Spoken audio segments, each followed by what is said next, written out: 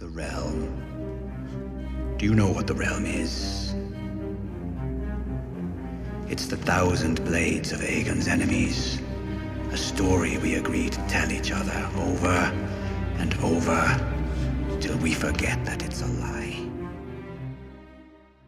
What's up, ladies and gentlemen? Welcome back for another Game of Thrones Season 8 theory video. As you can see by the title of the video, today I want to read one of the craziest theories ever written. The reason why I'm giving the video that title is because the person who sent me the email is claiming that's exactly what the theory is. I was recently sent an email by a subscriber of mine who goes by the name of Zain Hassan. The email contains a theory that he wanted me to read, and after I took a look at it, I figured I would read it to all of you as well. Now, I'm sure that most of you have heard about a new theory that says Littlefinger faked his death. Well, what I'm about to read to you today also says that Littlefinger faked his death, but this one has some new layers added to it. In Zain's theory, not only did Littlefinger fake his death, but he has also disguised himself as several different characters over the course of the story. So let's take a look at what he had to say, then at the end of the video, let me know what you think. Hi, first of all, I want to start by saying that I'm a huge fan of your channel. I'm very excited to share this theory with you. Let's get started, but before we go, I want you to know that the final point of the theory is a mind twister, and the chaos is a ladder theory begins. Petyr Baelish died 15 years before the events of Game of Thrones, before the first episode or the first chapter.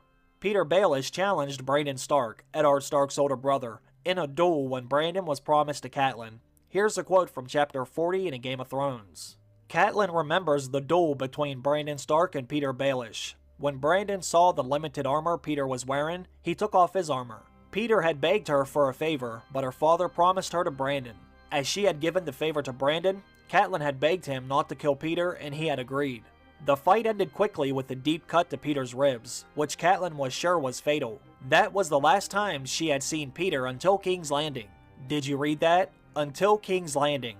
She was certain that slash into his ribs was fatal, and she didn't see him survive. He disappeared for 15 years. The first time she saw him after that duel was when she comes to King's Landing looking for answers about Bran's fall, and where he confronts her that the dagger is his. This is why he betrayed Catelyn and Eddard, because the real Petyr that once cared for Catelyn is dead. Littlefinger, however, has no ties to Catelyn. He was playing the game of faces. He was living as Petyr Baelish, but he had his own plan, and Eddard's death was a part of it. If you remember in episode 5 in season 1, Ned Stark was preparing to leave the capital after he and King Robert had an argument at the small council regarding killing Daenerys. Ned was packing his bags and he ordered his men to prepare the girls. However, Littlefinger walks into his chamber and he convinces him to stay one more hour so he would help him track the truth about Jon Arryn's death. Later, he also manipulates Ned's decision to denounce, attain Sir Gregor Clegane, sentence him to death, and his command to bring Tywin Lannister to answer for his bannerman's crimes, eventually leading Ned to his death. More importantly, starting a chaos. If Petyr Baelish is dead, who's Littlefinger? Up to this point of the series, no one knows what Littlefinger wants, or really, no one knows anything about him except that in season 4 he said, "My great-grandfather is from Braavos, the home of the Faceless Men," but that's Petyr Baelish's background, not Littlefinger's.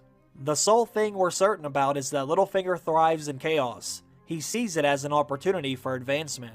The answer to whose Littlefinger's true identity is, Littlefinger is 3 people. Bear with me on this. 2 of these faces were protecting Arya for an unknown reason. However, the third one could have the reason. Back in season 1, Arya begins training with the Braavosi Syrio Forel, a man that seems to be training Arya not just how to hold a sword and fight, but mentally preparing her for what to come next. Example is, one thing we say to death, not today. As if he knew what was coming. In the end, we don't actually see Syrio dying. Possibly, he's a faceless man. In season 2, Jaqen H'ghar appears for the first time as a prisoner. The question is, why a faceless man is a prisoner unless he intended to get caught? Because Syrio changed his face to Jaqen H'ghar and followed Arya. We'll definitely see in season 8 a flashback to Syrio's escape.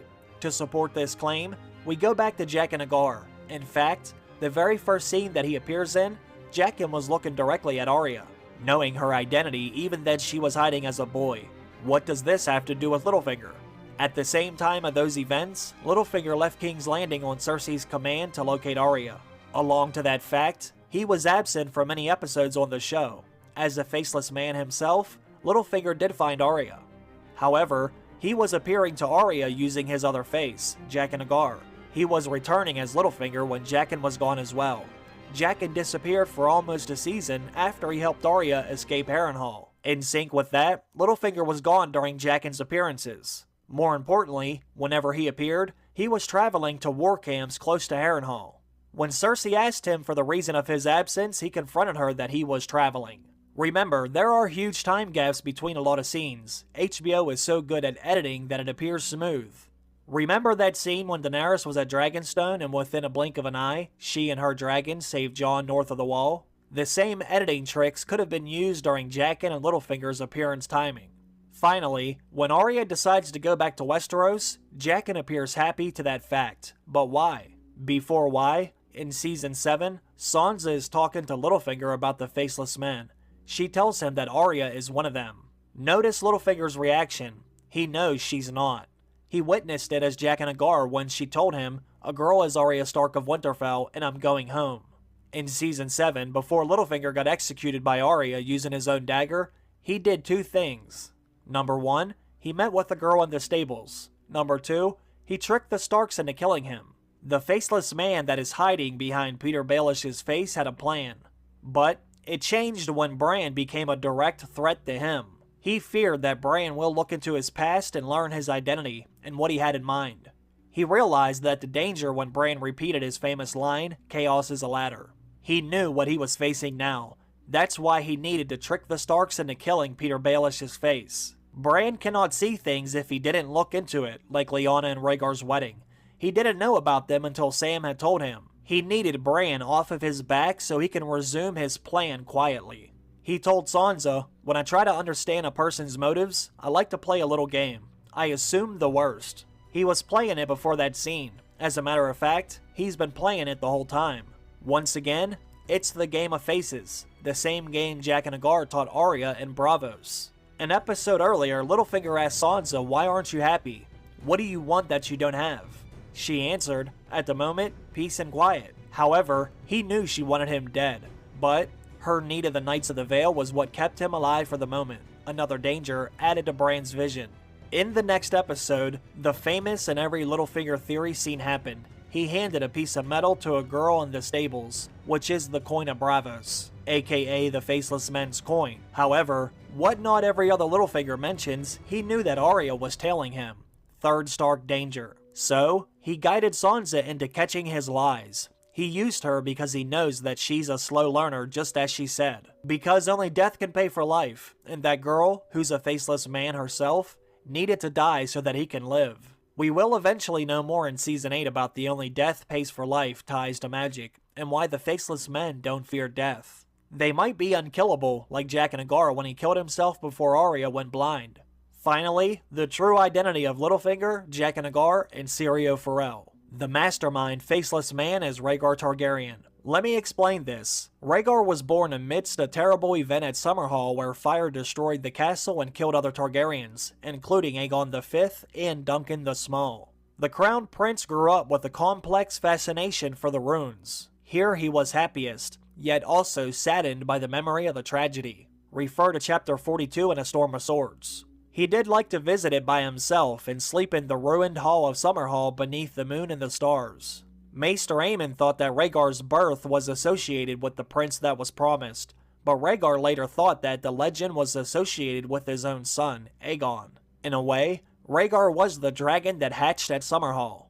Rhaegar was very fixated on prophecy, and we still don't know the full extent of whatever prophecy or prophecies he was expecting to fulfill. But it's possible that whatever Rhaegar read told him, in his interpretation, that he'd eventually die doing something. So if he had that hanging over him for his adolescent and adult life, that would also explain why he'd be melancholy. Think of the idea that whoever Azor Ahai and or the prince that was promised is, will eventually die doing whatever it is that they do. This takes us to the whole plot behind the theory. Chaos is a ladder, the most important point of the theory. We said Littlefinger thrives in chaos, because it's integral in his belief that chaos is an opportunity for advancement.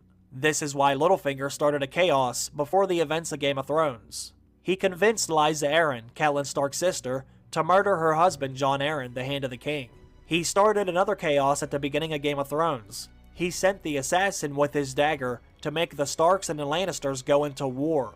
Now where am I going with this? 15 years before the first episode of Game of Thrones, Rhaegar Targaryen started a chaos when he passed his wife Elia Martell at the tourney and he placed a crown of winter roses in Lyanna Stark's lap. Rhaegar Targaryen started another chaos when he convinced everyone that he kidnapped Lyanna after she was promised to Robert Baratheon.